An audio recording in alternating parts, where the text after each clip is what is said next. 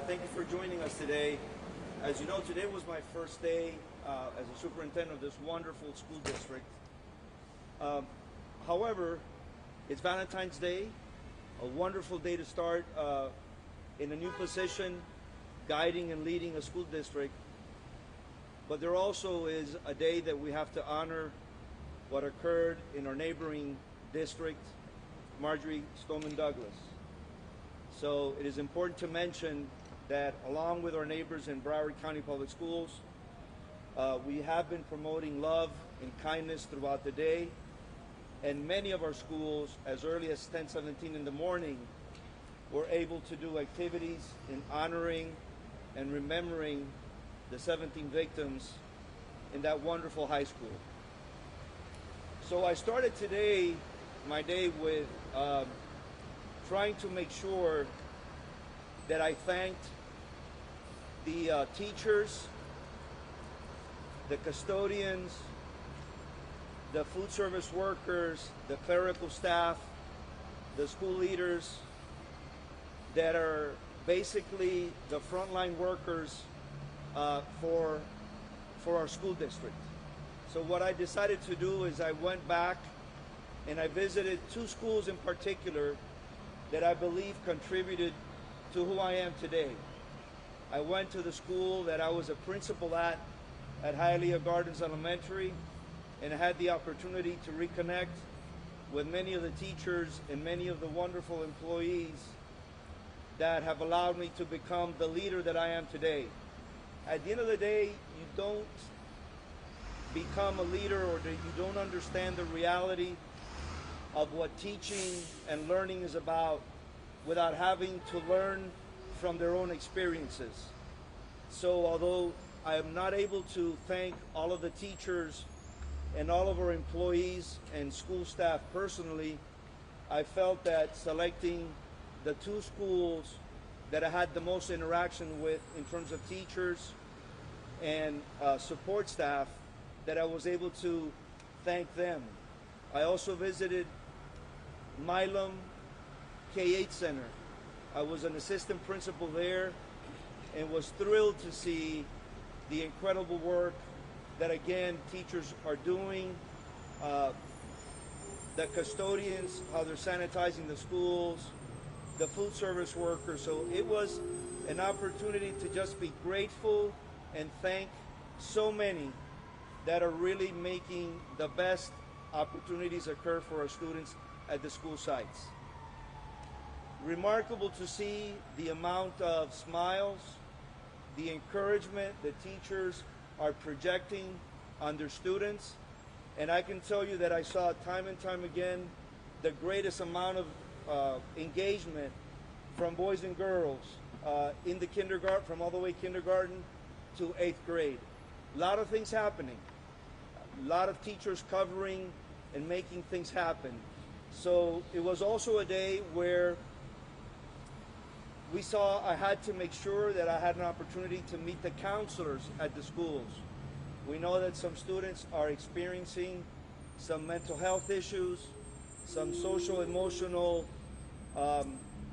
instances where we may not know what they're feeling. So in connecting with many of our counselors, I had some really encouraging conversations that they are tapping into making sure that they are learning, asking the right questions, and engaging with students so that they're able to connect with them. So looking at the academic side, looking at the engagement of students and teachers, but also checking in with the counselors of the schools was really, really important. So that has been my day. Reconnecting back. It's a pleasure to be back in the school district. I started here as a child of 5 years old. All of my schooling was in Miami-Dade County Public Schools. I went to almost every single local university here.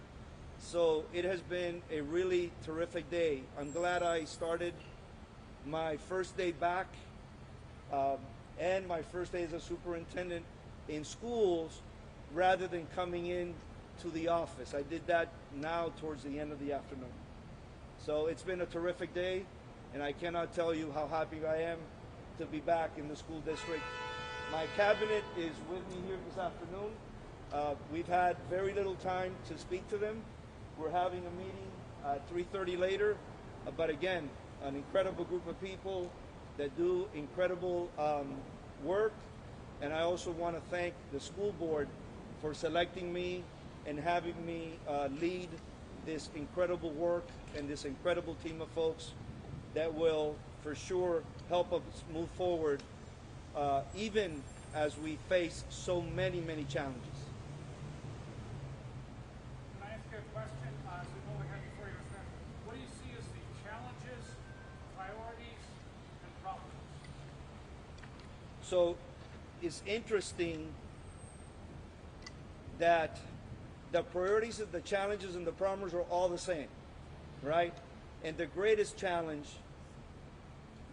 and the greatest priority is really addressing the unfinished learning that has occurred as a result of the pandemic. The amount of learning loss that students have experienced. There is one particular area that has been significantly impacted, has been impacted the most, and that is mathematics. So our ability to support teachers and help them, equip them with the opportunities of how to accelerate learning while at the same time trying to help them remediate what some students have lost is critical. So one of the first things that I'm trying to do is making sure that we are properly doing that. How to equip teachers, how to support them so that students are able to master many of the academic pieces that they might have not even had the opportunity to cover. Why? Because they were interacting virtually and not in person. I also want to recognize that with me today is also one of our board members, one of our dear board members, Ms. Santos, and she's with us today, and I want to thank her for joining me as well. Superintendent, first of all, thanks for doing this today, and congrats on your first day. Can we talk a little bit about masking policy? I know there was a change before you became superintendent, but let's talk about moving forward. Superintendent Carvalho's way of doing things when it came to that policy. Going forward, what are some of the things you'll be looking at when it comes to changing that policy?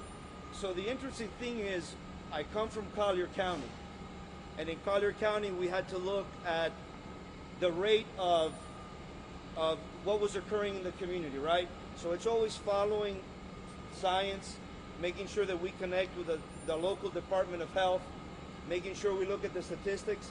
It doesn't change. So district by district, I think we're all taking a careful look as we take measures into account.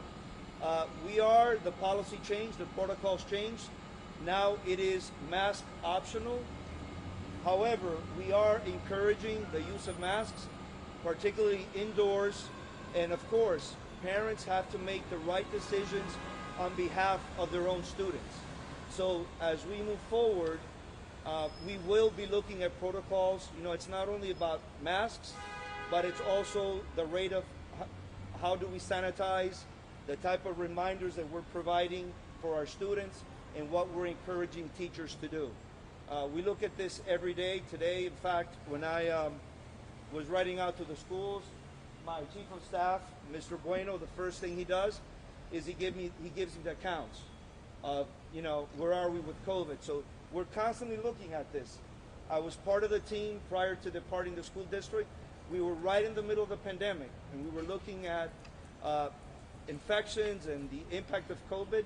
So it is the same approach that I plan to take, always understanding that recognizing the law and respecting it, we will be mask optional, and we will encourage the use of masks to always make sure that we are maximizing safety and health of both our students and every single one of our employees.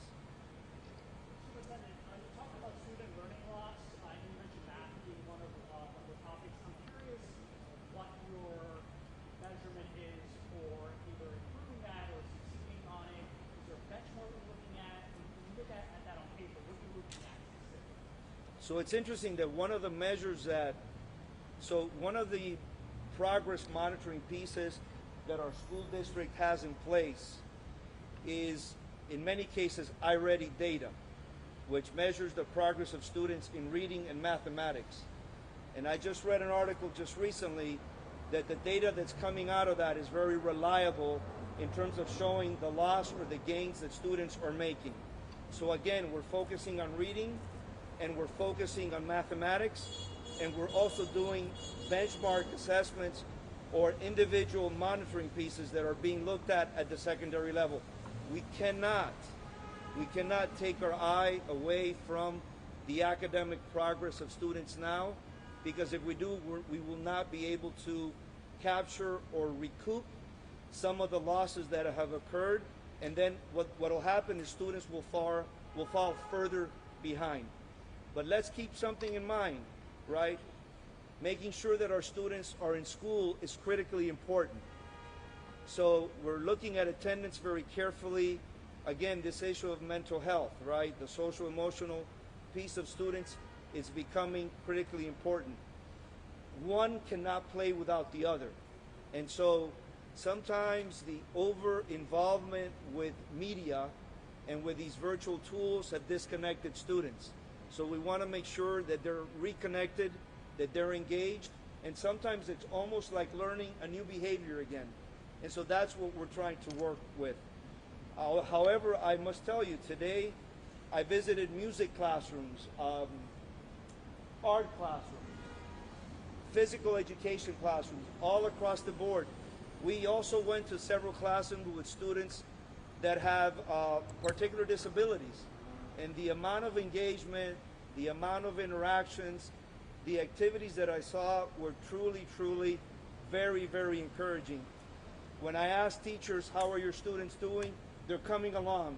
They're making progress. So it was really an uplifting day for me to listen to a lot of those remarks. On a lighter note, do you think you'll ever teach a class? I'm sorry? On a lighter note, do you think you'll ever teach a class? I would love to. I started as a teacher. That's the way I started in the school district. And if I had to teach a class, I would love to do it. I remember last year before I left the school district, we were experiencing difficulty with a number of staff. We had staffing issues at schools, right? And so I was sent to a school in hopes of teaching, right? So I could cover a class. However, that school, it was Spanish Lakes Elementary, that school had every teacher in place. And so what I ended up, instead of teaching, I ended up helping out in the cafeteria. A very important time of the day. So I have no issue going back, teaching a class. You know, we're all part of one collective. And if issues occur that we have to cover and make sure that we cover gaps in staffing, we're prepared to do so. It's the right thing to do.